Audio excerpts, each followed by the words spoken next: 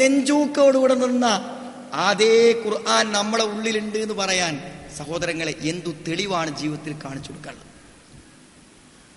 നാം ഓരോ രംഗങ്ങളെയും ഓരോ കാര്യങ്ങളെയും ശരിക്കു ചിന്തിച്ച് ഉൾക്കൊണ്ട് ഒരു അവലോകനം നടത്തുന്നത് നല്ലതാണ് സഹോദരങ്ങൾ.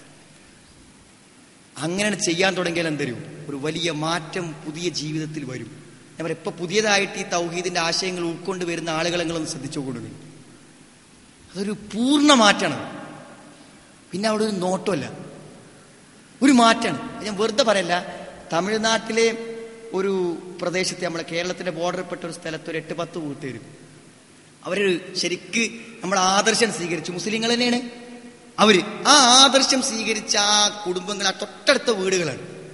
അവിടുത്തെ പുരുഷന്മാരെ കണ്ടാൽ സഹോദരങ്ങൾ അവിടെ മുഖത്ത് താടിയുണ്ട്, അവിടെ വസ്ത്രങ്ങൾക്ക് അതിന്റെ മര്യാദ ഉണ്ട്. ആ സ്ത്രീകളുടെ വസ്ത്രം ഇന്ന് നമ്മുടെ നാട്ടിൽ തെരഞ്ഞാൽ ഒരു സ്ത്രീനെ അങ്ങനെ കാണാൻ പറ്റൂല. അവരാണ് സ്വീകരിച്ചത്. നമ്മളെന്തും കാണാതെ ഇസ്ലാമിനെ ഇസ്ലാമിൻ്റെതായിട്ട് സ്വീകരിച്ചിരിക്കണം. സഹോദരങ്ങളെ, മാറണിനെ പറ്റി നിങ്ങൾ നല്ലോണം ആലോചിച്ചോളി. എവിടുന്ന് തുടങ്ങുന്ന വെച്ചാൽ മരിക്കുന്നതിന് മുമ്പ് നാം തീരുമാനിച്ചുറപ്പിക്കേണ്ട ചില കാര്യങ്ങളുണ്ട്. അതൊന്ന് ഞാനൊന്നാണ് പറയാം, ഒന്ന് ഓർത്തു വെച്ചോളൂ. ഒന്നാമത്തത് വിശ്വാസമാണ്. സഹോദരങ്ങളെ, നമുക്ക് മാത്രമേ അതുള്ളൂ. ഇവിടുത്തെ നിരീശ്വര നിർമ്മതവാദികൾക്ക് പോലും സഹോദരങ്ങളെ അന്ധവിശ്വാസങ്ങളുണ്ട് ജീവിതത്തിൽ. അവർ തീരുമാനിച്ച സമ്മേളനങ്ങളും ഡേറ്റുകളും ഒരു മാറ്റിവെക്കലുണ്ട്. മരിച്ചിട്ടേ ഏതു മതസ്ഥനാകട്ടെ, മരിച്ചിട്ട് കുപ്പായം തുണിയും അല്ലെങ്കിൽ പാവടയൊക്കെ അയച്ചാൽ അതിൻ്റെ ഉള്ളിൽ നിന്നൊരു നൂല് കയ്യുമ്മേ കാലുമ്മേ അരയിലോ ഇല്ലാത്തത് സഹോദരങ്ങളെ മുവഖിദുകളായ എനിക്കും നിങ്ങൾക്കുമല്ലാതെ ലോകത്താർക്ക് അവകാശപ്പെടാൻ പറ്റും? മരിക്കുന്നതിന് മുമ്പ് ചെയ്യാനുള്ള ഏറ്റവും വലിയ കടമ, ഒരു കടമയെ നമുക്ക് നിർവഹിക്കാനുള്ളൂ. പരമപ്രധാനമായി ഞാൻ ഏതു നിമിഷം മരിച്ചാലും എനിക്കൊരു കടമയുണ്ട്. എനിക്കു ജീവൻ തന്നവനോട്, എന്റെ ഹൃദയത്തിന്റെ താളക്രമങ്ങൾ നിയന്ത്രിക്കുന്നവനോട്, എന്റെ വൃക്കകളെ പ്രവർത്തിച്ചു കൊണ്ടിരിക്കുന്നവനോട്, എന്റെ ആന്തരികമായ നൂറുകണക്കിന് പ്രവർത്തനങ്ങളെ നിയന്ത്രിക്കുന്ന രക്ഷിതാവിനോട്, ജീവൻ തന്നവനോട് എനിക്കൊരു കടമയുണ്ട്. അവനെയല്ലാതെ ഞാൻ വിളിച്ചു പ്രാർത്ഥിച്ചുകൂടാ, അവനോടല്ലാതെ ഞാൻ ആരാധിച്ചുകൂടാ, അവനല്ലാതെ നേർച്ച നേർന്നുകൂടാ. ഈ ഒന്നാമത്തെ കടമ നിർവഹിക്കുന്നതിൽ സഹോദര ഞാനും നിങ്ങളും വിജയിച്ചിരിക്കുന്നു. മല്ലഖിയല്ലാഹ ലാ യുശ്രികു ബിഹി ശൈഅൻ ദഖലൽ ജന്ന. ശിർക്ക് ചെയ്യാതെ റബ്ബിനെ കണ്ടുമുട്ടാൻ ആർക്ക് പറ്റിയോ അവൻ സ്വർഗത്തിൽ പ്രവേശിച്ചിരിക്കുന്നു. എനിക്കും നിങ്ങൾക്കും പ്രത്യാശിക്കാം. ചെയ്ത തിന്മകളുടെ ശിക്ഷകൾ ഒരു പക്ഷേ ഏറ്റുവാങ്ങേണ്ടി വരുന്നു മാത്രം പ്രതീക്ഷിക്കാം. സഹോദരങ്ങളെ, രണ്ടാമത്തത് ആരാധനയാണ്. ഞങ്ങൾ അധികം വലിയ തികഞ്ഞ ആൾക്കാരൊന്നും ആകണ്ട. ഇസ്ലാംകാര് 5 ഉണ്ടായിക്കോട്ടെ, നല്ലതാ സഹോദര. 5. എനിക്കറിയാം, ഒരു പട്ടണത്തിൽ അവിടെ സക്കാത്ത് കൊടുക്കുന്ന ആളുകളിൽ 2.5% ആളുകൾ പോലും 2.5% ആളുകൾ അവിടെ സക്കാത്ത് കണക്കൂട്ടി പള്ളിക്ക് കൊടുന്നു കൊടുത്തപ്പോൾ ആ ടൗണിലെ പ്രശ്നം തീർന്നു. ഭക്ഷണത്തിന് വകല്ലാത്ത ആരെങ്കിലും ഉണ്ടെങ്കിൽ ഒരു കടലാസ് തുണ്ടിൽ എഴുതി തന്നാൽ മതി, ആ പള്ളിക്കെന്ന് പരസ്യമായി പ്രഖ്യാപിച്ചു. ഈ മുനിസിപ്പാലിറ്റിയിൽ ആരെങ്കിലും ഭക്ഷണം കഴിക്കാൻ വിഷമമുള്ള ആൾക്കാരുണ്ടെങ്കിൽ ഒരു തുണ്ട് കടലാസിൽ എഴുതി തന്നാൽ മതി. അവിടെയുള്ള ഫണ്ട് എന്താ നിങ്ങൾ ആ നാട്ടിലെ സക്കാത്ത് കൊടുക്കുന്നവർ 2.5%. സഹോദര, ഇന്ന് വൈകുന്നേരം ഈ ക്ലാസ് കഴിഞ്ഞു പോയി മലന്ന് കെട്ടി വീണാൽ സക്കാത്തിന്റെ കണക്ക് ചോദിക്കും കബറിന്ന്. രക്ഷപ്പെടാൻ പറ്റൂ? കൂട്ടിയിട്ടുണ്ട് എപ്പോഴെങ്കിലും?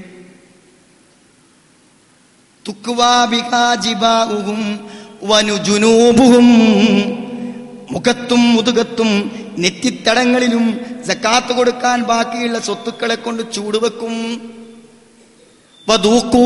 കനസ്തും സൂക്ഷിച്ചു വെച്ചത് അനുഭവിച്ചു എന്ന് പറയും. സഹോദരങ്ങളെ, സക്കാത്ത് നിസ്കാരം കണിശതയോടുകൂടെ തൊട്ടടുത്ത പള്ളിയിൽ ജമാഅത്തിന്റെ സമയത്ത് പോയി കൃത്യതയോടെ നിർവഹിക്കാനുള്ള ബോധം നമ്മളിൽ ഉണ്ടാവണം. 2 ഞാൻ പറഞ്ഞു, ആരാധനകളിലുള്ള നിഷ്ഠ ഏറ്റവും പ്രധാനമാണ് സഹോദരങ്ങളെ. ഞാൻ പറഞ്ഞ നിസ്കരിക്കാത്തൊരു കുറേയുണ്ട് നമ്മളെ കൂടുതൽ എന്ന് പറഞ്ഞാൽ 5 വക്ത് നിസ്കരിക്കാത്തതെന്നല്ല ഞാൻ ഉദ്ദേശിച്ചത്. മസ്ജിദുൻ നബവിയിൽ വന്ന് അള്ളാഹുവിന്റെ റസൂലിന്റെ പള്ളിയിൽ റസൂലുള്ളാഹിന്റെ മുമ്പ് നിന്ന് നിസ്കരിച്ചിട്ട് റസൂലുള്ളാഹിക്ക് സലാം വേണ്ടി പറയാൻ വന്ന മനുഷ്യനോട് റസൂലുള്ള പറഞ്ഞു, ഇന്നക്കലം തുസല്ലി, നീ നമസ്കരിച്ചിട്ടില്ല. അഷ്റഫുൽ ഖൽഖ് റസൂലുള്ളാഹിയുടെ ചാരത്ത് നിന്ന് പള്ളിയിൽ വെച്ചുകൊണ്ട് നമസ്കരിച്ച വ്യക്തിയോട് മുഖത്ത് നോക്കി അള്ളാഹുവിന്റെ റസൂൽ പറഞ്ഞു, ഇന്നകലം തുസല്ലി, നീ നമസ്കരിച്ചിട്ടില്ല. ആവർത്തിച്ച് നമസ്കരിച്ച് മൂന്നാമത്തെ പ്രാവശ്യം അദ്ദേഹം ചോദിച്ചു, റസൂലേ, എങ്ങനെയാണ് നമസ്കരിക്കേണ്ടതെന്ന് എനിക്കൊന്ന് പഠിപ്പിച്ചു തരൂ പ്രവാചകരെ. അള്ളാന്റെ റസൂല് പറഞ്ഞു, സുജൂദിലും റുകൂഇലും തമഅനീനത്ത് വേണം, അടക്കം വേണം, ശാന്തത വേണം. സഹോദരങ്ങളെ, റുകൂഇലേക്ക് പോയി, സുജൂദിലേക്ക് പോയി, അങ്ങനെ തന്നെ പൊന്തുന്ന വ്യവസ്ഥയും ചിട്ടയും അടക്കവുമില്ലാത്ത നമസ്കാരമാണോ? നമസ്കരിക്കാത്ത നിങ്ങളുടെ അയൽവാസിയും നിങ്ങളും സമമാണെന്ന് തിരിച്ചറിഞ്ഞോ? എങ്ങനെ നിസ്കരിക്കാൻ പറഞ്ഞു, അങ്ങനെ നമസ്കരിക്കണം. അതുകൊണ്ട് സഹോദര, പുസ്തകങ്ങൾ വാങ്ങി പഠിച്ചേ പറ്റൂ, സീഡികൾ കേട്ടു പഠിച്ചേ പറ്റൂ, കുടുംബങ്ങൾ ഒന്നിച്ചിരുന്ന് വായിച്ചു മനസ്സിലാക്കിയേ പറ്റൂ. മലയാളത്തിൽ ലഭിക്കുന്ന കർമ്മശാസ്ത്ര പുസ്തകങ്ങൾ വെച്ച് ദീനു പഠിച്ചില്ലെങ്കിൽ നിസ്കരിച്ചിട്ടും നമസ്കരിക്കാത്തവരായി പരലോകത്തെത്തും. ആരാധനകളെങ്കിലും മരിക്കുന്നതിന് മുമ്പ് ശരിയാക്കണമെന്ന് ആഗ്രഹിച്ചോ? അള്ളാന്റെ റസൂല് നമസ്കരിച്ച നമസ്കാരവുമായി എനിക്ക് മരിച്ചു കണ്ണടക്കണമെന്ന് ആഗ്രഹിച്ചോ, എന്നാശിച്ചോ? അതിനുവേണ്ടി ശ്രമിച്ചോ? സഹോദരങ്ങളെ, അടിസ്ഥാനപരമാണിത്. അത് പോകട്ടെ, രണ്ടു കാര്യങ്ങൾ ഞാൻ പറഞ്ഞു. വിശ്വാസത്തിന്റെ കാര്യം, ആരാധനയുടെ കാര്യം. സഹോദര, നല്ലവണ്ണം ശ്രദ്ധിച്ചു. സൂക്ഷ്മതയും ആർക്കുമില്ല. സഹോദര, ഉറപ്പിച്ചു പറയാൻ ആർക്ക് പറ്റും? റബ്ബ്, എന്റെ കച്ചവടത്തിൽ എന്റെ റബ്ബ് എനിക്ക് ബർക്കത്ത് തരും, എന്റെ ജോലിയിൽ എന്റെ റബ്ബ് എനിക്ക് ബർക്കത്ത് തരും. കാരണം അതിലൊരണ പൈസ പോലും അവൻ ഇഷ്ടമില്ലാതെ എന്റെ അടുക്കൽ വന്നു ചേരുന്നില്ലെന്ന് പറയാൻ ആർക്ക് പറ്റും? സഹോദര, സമാധാനത്തോടെ ഉറങ്ങേണ്ട വീടിന്റെ ഭിത്തികളിൽ എവിടെയും അള്ളാഹുവും റസൂലും യുദ്ധം പ്രഖ്യാപിച്ച, അതിലേറ്റവും ചെറുത് പോലും സ്വന്തം മാതാവിനെ വ്യഭിചരിക്കുന്നതിന് തുല്യമാണെന്ന് പറഞ്ഞ, പലിശയുടെ കറയില്ലാത്ത, പലിശയുടെ പൊടിയില്ലാത്ത സ്വത്തുക്കളും അനുഭവിച്ചുകൊണ്ട് മരിക്കാൻ പറ്റുമോ എന്ന് സുഹൃത്തുക്കളെ ഗൗരവത്തോടെ ഓർത്തോ, ഗൗരവത്തോടെ ചിന്തിച്ചോ. അങ്ങനെയൊക്കെ ഭയപ്പെട്ടു ജീവിക്കുന്നവരിവിടെയുണ്ട്. ഞാൻ ഇന്നും ഓർക്കുന്നു, രാത്രി 10:30 എനിക്ക് വന്നൊരു ഫോൺ. ഞാൻ പല പ്രസംഗത്തിലും പറഞ്ഞതാണ്, നിങ്ങൾ കേട്ടാലും എനിക്ക് വിരോധമില്ല. എന്നെ കോരിത്തരിപ്പിച്ചൊരു അനുഭവമാണ്. ഒരു ചെറുപ്പക്കാരൻ എന്നെ വിളിച്ചു ഫോണിൽ. 60 ആളുകളെ ഓൾ ഇന്ത്യ അടിസ്ഥാനത്തിൽ സെലക്ട് ചെയ്തിട്ട് അതിൽ സെലക്ഷൻ കിട്ടിയ 60-ൽ ഒരുവൻ അല്ല, ആ 60-ന്ന് 3 റാങ്ക് സെലക്ട് ചെയ്തപ്പോൾ കോഴിക്കോട് ഇന്റർവ്യൂവിൽ അവനാണ് ഫസ്റ്റ് റാങ്ക്. സ്റ്റാർട്ടിംഗ് ശമ്പളം 60,000 രൂപ. അവൻ കേരളത്തിലെ എല്ലാ പണ്ഡിതന്മാർക്കും വിളിച്ചു. ആ ജോലി ഒരു പരീക്ഷ സ്ഥാപനത്തിലാണ്. ചേരാൻ പറ്റൂലേ? നല്ല പഠിച്ച് നല്ല സർട്ടിഫിക്കറ്റ് വാങ്ങി 10 കൊല്ലത്തിലേറെ പഠിച്ചിട്ട് കിട്ടിയ ജോലിയാണ്. സഹോദരങ്ങളെ, ആ സുഹൃത്ത് എന്നോട് ചോദിച്ചപ്പോൾ ഞാൻ പറഞ്ഞു, നിങ്ങളാണ് തീരുമാനിക്കേണ്ടത്. പലിശയുണ്ടോ? അത് കുറച്ചായാലും അധികമായാലും തെറ്റ്. പക്ഷെ ജോലി സ്വീകരിക്കണമല്ലേ? നിങ്ങളാ തീരുമാനിക്കേണ്ടത്. നമ്മുടെ ജീവിതത്തിന്റെ മുഴുവൻ ബർക്കത്തുകളും ഉടയവന്റെ കൈകളിലാണ്. തബാറക്കല്ലദീ ബിയദിഹിൽ മുൽക്ക് വഹുവ അലാ കുല്ലി ഷൈഇൻ ഖദീർ. ഈ പ്രപഞ്ചത്തിന്റെ രാജാവേതോ അവന്റെ കയ്യിലാണ് അനുഗ്രഹങ്ങൾ സർവ്വതുമുള്ളത്. അവൻ എല്ലാറ്റിനും കഴിവുള്ളവനാകുന്നു. ഇൻ സ്വദ്ദഖാവ ബയ്യന, സത്യം പറഞ്ഞു വെളിവാക്കി ശരിക്കു കച്ചവടം ചെയ്താൽ ബർക്കത്തുണ്ടാകും.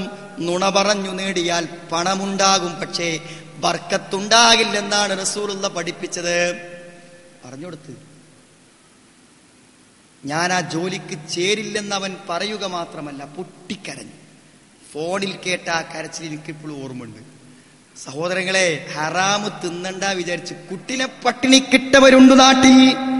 ഇന്നും വാടകപ്പരയിൽ താമസിക്കുന്നവരുണ്ട് നാട്ടിൽ. പട്ടിണി മാറി ഭക്ഷിക്കാൻ കഴിയാത്തവരുണ്ട് നാട്ടിൽ. സഹോദരങ്ങളെ, പലിശ തൊടാതിരിക്കാൻ വാഹനങ്ങൾ ഉപയോഗിക്കാത്തവരുണ്ട് നാട്ടിൽ. പലിശ തൊടാതിരിക്കാൻ ഉള്ള വസ്ത്രങ്ങൾ അലക്കി ഉടുക്കുന്നവരുണ്ട് നാട്ടിൽ. അള്ളാഹുവിന് ഇഷ്ടമില്ലാത്തതും റസൂലുള്ളാഹിക്ക് ഇഷ്ടമില്ലാത്തതും ഫഅ്ദനൂ ബിഹർബിൻ മിനല്ലാഹ്. ആ പലിശയെ ഞാൻ തൊടില്ല. ഹജ്ജ് കഴിഞ്ഞ് ജിദ്ദ എയർപോർട്ടിൽ നിന്ന് കയറുമ്പോൾ ഇനി പലിശയുമായി എനിക്ക് ബന്ധമില്ലെന്ന് പ്രഖ്യാപിച്ചുകൊണ്ട് സഹോദരങ്ങളെ, ജീവിതത്തിൽ ത്യാഗം പ്രഖ്യാപിച്ചു വന്ന ഹാജിമാരുണ്ട് നാട്ടിൽ. മരിക്കുന്ന മുന്നേ തീരുമാനിച്ചു. ആർക്കാ സഹോദര അത്? ആർക്കാ?